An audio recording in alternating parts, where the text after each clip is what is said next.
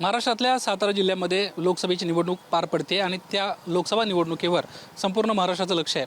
कारण ही निवडणूक छत्रपती उदयनराजे भोसले यांच्या विरोधामध्ये शशिकांत शिंदे अशी पार पडते आहे. याबाबतच लोकांना काय वाटतं हे आपण आज जाणून घेणार आहोत. मी सध्या सातारा जिल्ह्यातल्या करहर नावाच्या एका छोट्याशा खेड्यात आहे. या ठिकाणी आज आठवडी बाजार आहे आणि आठवडी बाजारात आलेल्या नागरिकांचं काय म्हणणं आहे, स्थानिकांचं काय म्हणणं आहे हे आपण जाणून घेणार आहोत. खरं तर सातारा जिल्ह्याची निवडणूक ही प्रतिष्ठेची निवडणूक आहे, कारण उदयनराजे भोसलेंच्या विरोधामध्ये शशिकांत शिंदे आहेत. काय वाटते तुम्हाला? मागच्या अनेक वर्षांमधला इतिहास पाहता यंदाची निवडणूक ऐतिहासिक ठरेल, काय तुमची प्रतिक्रिया आहे बाबा? ह्या वर्षीची चुरशीची निवडणूक होणार आहे आणि जावलीकरांच्या तर मनात आहे की जावलीतलं एक सीट दिलेली आहे शरद पवार साहेबांनी. तर जावलीतल्या लोकांची इच्छा आहे की जावलीतली सीट आमची एवढ्या वर्षानं लोकसभेला दिलेली तर ती जावी दिल्लीमध्ये, अशी एक इच्छा आहे आमची. पण केंद्रामध्ये बऱ्याच लोकांची आमच्या मनात आहे की मोदी सरकारच असावं म्हणून. पण जावलीकरांची ते इच्छा आहे की शशिकांत शिंदे लोकसभेला जावे म्हणून. मोदी सरकार का असावं? मोदी सरकारची आता प्रगती दिसते साहेब. मोदी सरकारनं प्रगती केलेली आहे, जरी काही असेल तरी मोदी सरकारची प्रगती पण तेवढी झालेली आहे. रस्ते झालेत, अनेक त्यांनी अडचणी सोडवलेल्या आहेत, म्हणून ते केंद्रामध्ये पाहिजेत आम्हाला. शशिकांत शिंदे का? शशिकांत शिंदे म्हणजे आमची जावलीची एक शान म्हणून, आणि जावलीतला एक माणूस आहे, तडफदार माणूस आहे, तरुण माणूस आहे. आणि जावलीला आत्तापर्यंत लोकसभेसाठी कोणी एकही उमेदवार दिला नव्हता, तर त्या माध्यमातून शरद पवार साहेबांनी एक उमेदवार दिलेला आहे जावलीमध्ये. तर एक जावलीकरांची आणि आमची वैयक्तिक इच्छा आहे की ते लोकसभेला जावे म्हणून. इतर देखील नागरिक आहेत. खरं तर जावली जिल्ह्यातले, जावली तालुक्यातले रहिवासी आहेत, त्यांचं म्हणणं आहे शशिकांत शिंदे लोकसभेवर गेले पाहिजेत. दादा, आपलं नाव काय, आपण काय करता आणि या लोकसभेच्या निमित्तानं काय तुमची प्रतिक्रिया आहे? माझं नाव भूषण पवार आहे. मी PNBच्या IT सेक्टरमध्ये काम करतो.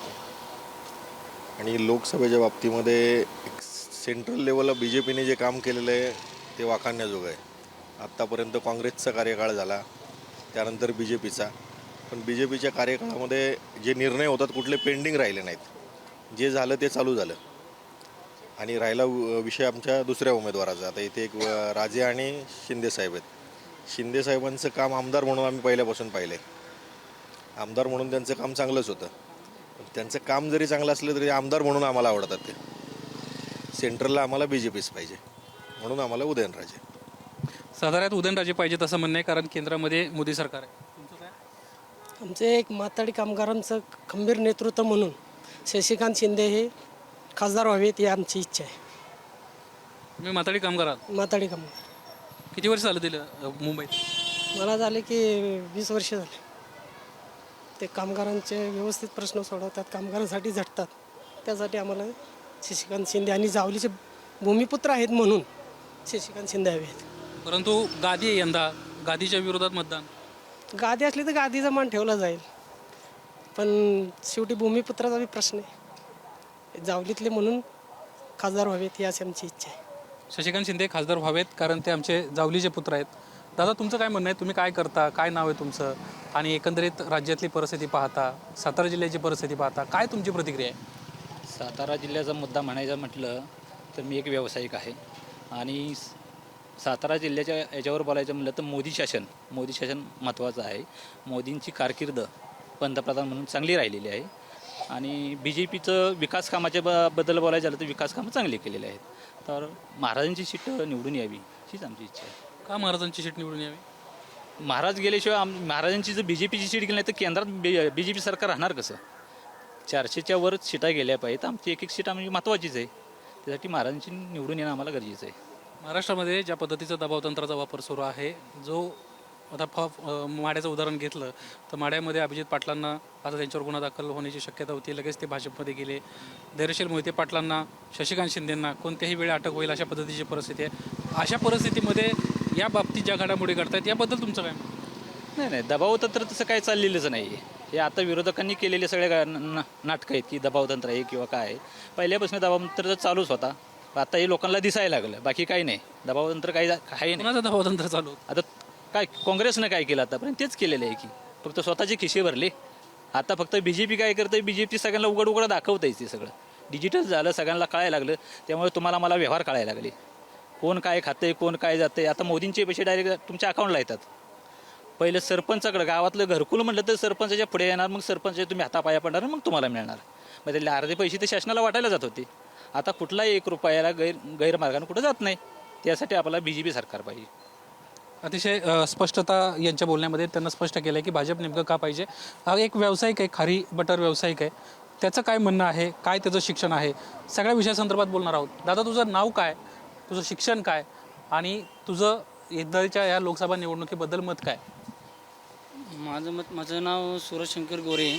माझं शिक्षण M.Com झालेले. माझ्या मतानुसार सातारा लोकसभेबाबत बोलायचं झालं तर शशिकांत शिंदे निवडून येतील. आणि लोकांमधले पण वातावरण बघता आहे का नाही, शशिकांत शिंदे 100% निवडून येतील. कारण की उदयनराजे हे श्रीमंत छत्रपती उदयनराजे हे राजे आहेत, त्यांचा आदर हा राखलाच पाहिजे. पण ते मागच्या 10 वर्षात निवडून आले होते.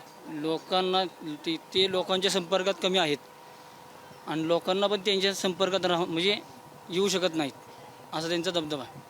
त्यांनी खासदार म्हणून लोकांच्या संपर्कात येऊन लोकांच्या समस्या सोडवल्या पाहिजेत. ते त्यांच्याकडून काही झालेलं नाही. आणि हे नेतृत्व असं दमदार नेतृत्व आहे, लोकांमध्ये मिळून मिसळून त्यांच्या समस्या सोडवणार आहे. त्यामुळं आमदार शशिकांत शिंदे निवडून आले पाहिजे. परंतु सूरज, असं म्हटलं जातं साताऱ्यामध्ये की मान गादीचा मत गादील. नाही, मान गादीला मत शशिकांत शिंदेंना.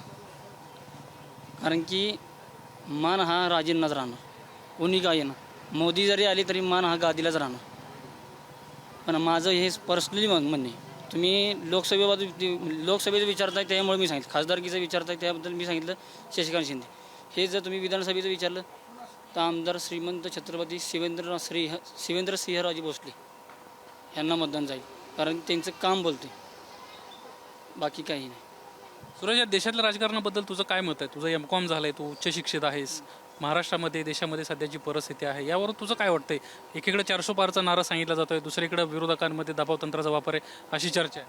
आता जास्त काय बोलायचं, जे नीती घोटाळे होते, ज्यांच्यावर घोटाळ्याचा आरोप केलेला आहे, ते भाजपमध्ये गेल्यावर की पवित्र होते. म्हणजे गंगेत कसा माणूस आंघोळ केल्यानंतर पवित्र होतो, तसं भाजपमध्ये गेल्यावर पवित्र होते.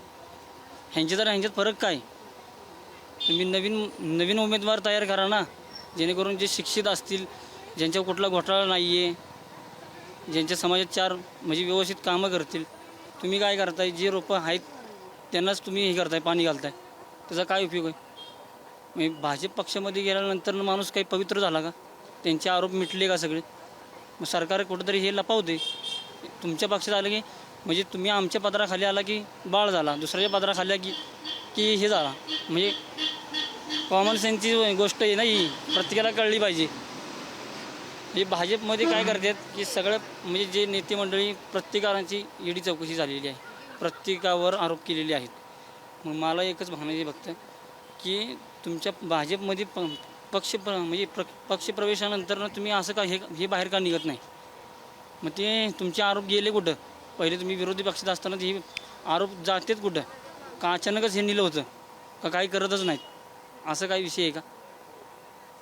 आता अजितदादा पवारांवर 70,000 कोटींचा घोटाळा जर काढलेलं, कोणी देवेंद्र फडणवीसांनी काढलेलं, मग ते कुठं गेलं? अजितदादा पवारांनी पण त्यांच्यावर आरोप केलेले, ते कुठं गेलं? मग हे सगळं नाटक चालले. हे एक कलामंच आहे आणि ही सगळे कलाकार आहेत, बाकी काही विषय नाही. सॉरी, एवढंच बोलू शकतो. कोणाचं मन दुखावलं सॉरी. आपण पाहतोय सूरजची अतिशय बोलकी प्रतिक्रिया आहे. एकंदरीतच सध्या जे काय चाललंय त्याबद्दल त्यांना नाराजी व्यक्त केली आहे आणि हे देखील स्पष्ट केलं आहे की भाजपमध्ये ज्यावेळेस लोक जात आहेत त्यावेळेस त्यांच्यावरचे आरोप नेमके कुठं जात आहेत. छोटे छोटे व्यावसायिक देखील आपल्यासोबत आहेत, त्यांची देखील आपण मतं जाणून घेणार आहोत. आजी, गाव कुठलं? मी बामणोलीचे प्रभावती हनुमंत तरडे. सध्या सातारा जिल्ह्याची लोकसभेची निवडणूक आहे. उदयनराजे आणि शशिकांत शिंदे यांच्यामध्ये लढत आहे. काय वाटतं तुम्हाला या दोघांबद्दल? आम्हाला की वाटतं की आपलं मोदी सरकार सत्यानं त्याची निवडून यावं आणि त्यांनाच मतं पडावी ती. का बरं? हां, त्यांनी बी काय काय काम केलेली आहे ती आणि सगळ्याचं आपलं रक्षण म्हणा, कुणाचं काय इकडे तिकडे आहे का नाही केलेलं आहे, चालतंय. तुम्ही आता गवारी विकताय, गावाला इकडे तिकडे बाजारात तुम्ही जात असता, काय या सगळ्या गोष्टींबद्दल तुम्हाला वाटतंय? महागाईबद्दल, सध्या बेकारीबद्दल, याबद्दल तुमची काय मत आहे?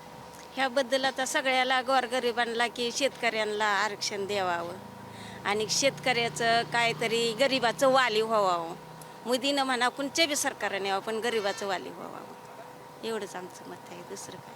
तुम्ही काय सांगाल? आता काय सांगायचं, मावशीने सांगितलं तेच सांगणार काय. आता काय, आता आम्ही स्थानिक लेवलचं इथं असल्यामुळं शशिकांत शिंदेच हे आमचे आहेत जवळचे, त्यामुळे त्यांनाच आम्ही मत देऊ शकतो. म्हणजे पण उदयनराजे आहेत ना विरोधात, महाराज आहेत. आता महाराज आहेतच की, विरोध असल्या तरी समजा आम्ही त्यांच्या शेजारीच आहे राहिला, म्हणजे त्यामुळं बामणोली काय आणि हुमगाव काय लांब आहे का, त्यामुळं त्यांची कर्मभूमीच बामणोली आहे, जन्मभूमी हुमगाव आहे असं आहे. त्यामुळं त्यांनी ते मान्य केलेलं आहे, त्यामुळं त्यांचा विश्वास आहे दैवताव पण. त्यामुळं आम्ही शशिकांत शिंदे सोडून आम्ही पक्ष बघणार नाही, आम्ही फक्त माणूस बघणार.